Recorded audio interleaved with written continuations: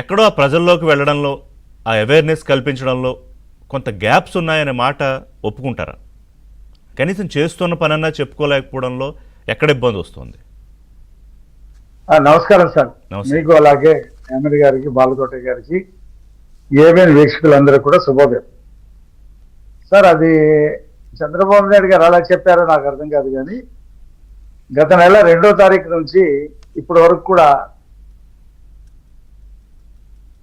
మేము సుపరిపాలనలో తొలి అడుగు అనేటువంటి కార్యక్రమంలో ఎమ్మెల్యేలు, మంత్రులు, ఎంపీలు, పార్టీ నాయకులు అందరూ కూడా పాల్గొన్నాం.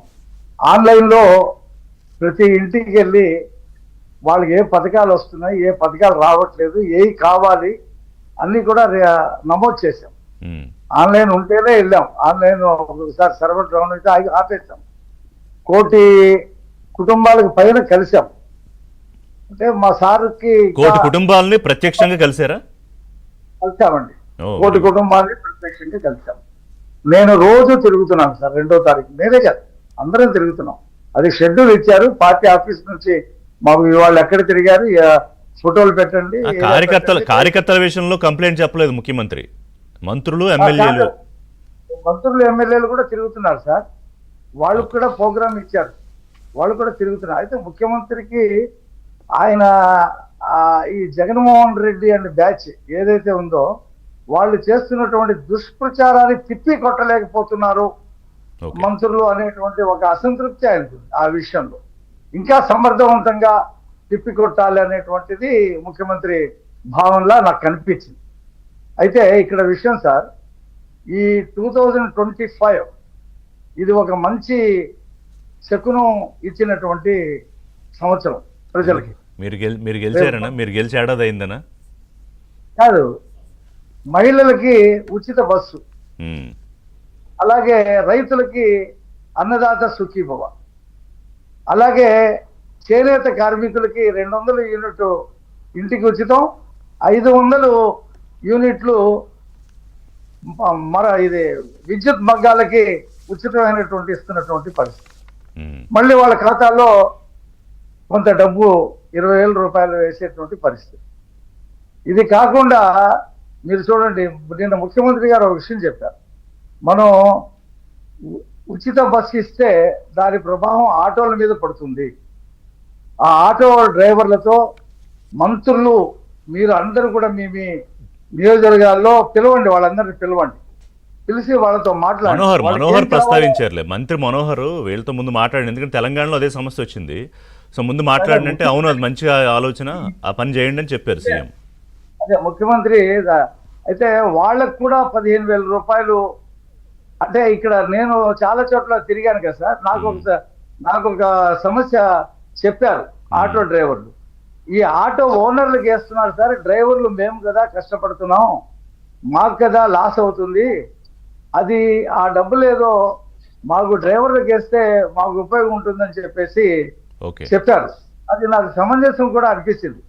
కాబట్టి నేను ఏబిఎన్ దీని ద్వారా రాష్ట్ర ప్రభుత్వానికి అది ఆటో డ్రైవర్లను కూడా కన్సిడర్ చేయమని, ఆటో ఓనర్గా ఉన్న వాళ్ళని తీసేయమని కాదు, డ్రైవర్లను కూడా కన్సిడర్ చేయమని నేను అడుగుతున్నాను. ఆ డ్రైవర్లు కూడా ఎమ్మెల్యేలు, మంత్రుల దగ్గరికి వెళ్ళి మీరు ఎలాగో మిమ్మల్ని పిలుస్తున్నారు కాబట్టి మీ విజ్ఞాపన కూడా వాళ్ళకి చెప్పండి అని చెప్పేసి ఆ విషయం ముఖ్యమంత్రి గారి దృష్టికి నేరుగా తీసుకెళ్తే ఆయన దాని మీద డెసిషన్ తీసుకుంటారు. అంటే ఓనర్కే ఇచ్చాడు జగన్మోహన్ రెడ్డి, డ్రైవర్లకు ఇవ్వాల. డ్రైవర్లు అసంతృప్తిగా ఉన్నారు. ఈ బస్సు పెట్టడం వల్ల కొంతమంది మహిళలు, 1,15,00,000 మంది మహిళలు బస్సుల్లో ఉచితంగా ప్రయాణం చేస్తారు కాబట్టి ఆటోలు ఎక్కడం తగ్గుద్ది. తగ్గినప్పుడు అది డ్రైవర్కి పడుతుంది ఫస్ట్. అందులో ఒక చాలా మెరిట్ ఏంటంటే పాయింట్ నాకు చదువుతుంటే, ఒక 1,000 రూపాయలు ప్రతి కుటుంబానికి ఆదా అవుతుంది దీని ద్వారా. అంటే మీరు 1,000 రూపాయలు ఇచ్చినట్టే చేతితోటి.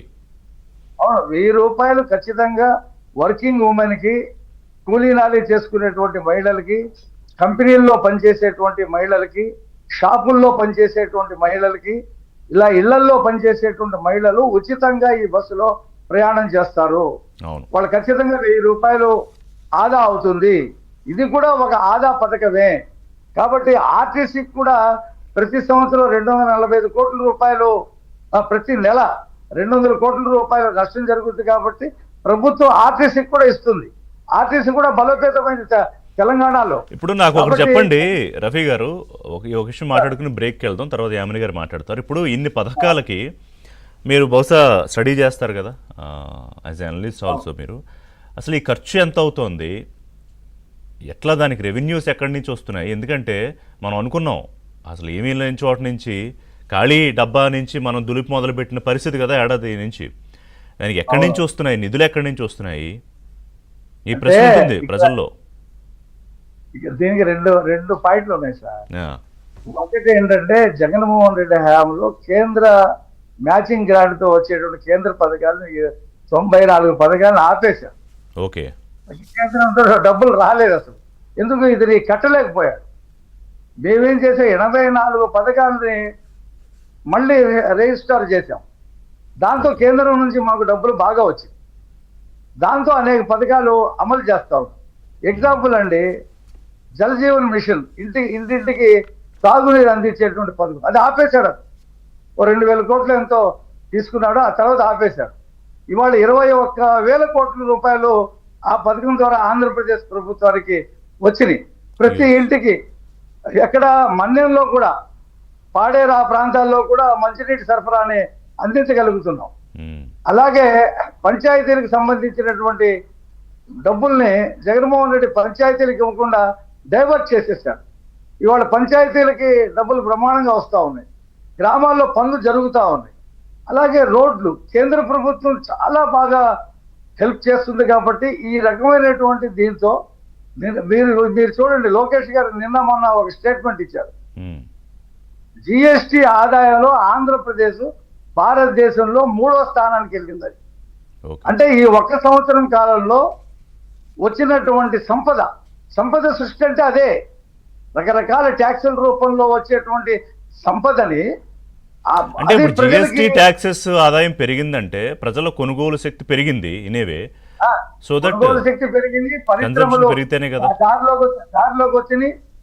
సూక్ష్మ మధ్యతరగతి పరిశ్రమలు మళ్ళీ ఒక గాడిలో పడి ఇప్పుడు అనేక వర్గాలకి, బీసీలకి, ఎస్సీలకి, Yes. ఎస్టీలకి, మైనార్టీలకి, మహిళలకి ఫైనాన్స్ సబ్సిడీతో ఇచ్చేటువంటి స్కీములు స్టార్ట్ అయిపోయింది. ఎస్. చాలా మంది పెట్టుకున్నారు, బ్యాంకులు ఇస్తున్నాయి. దాంతో వాళ్ళ కొనుగోలు శక్తి పెరుగుతుంది, చిన్న చిన్న పరిశ్రమలు పెట్టుకుంటారు. అంతే కదా.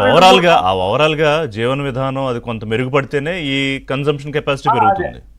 ఇంకో 2-3 సంవత్సరాలు అయితే ఖచ్చితంగా చంద్రబాబు నాయుడు గారు చెప్పినటువంటి సంపద సృష్టి ఖచ్చితంగా సో కనిపిస్తుంది. ఇప్పుడు ప్రారంభం ఎందుకంటే బ్రేక్ తీసుకుంటా.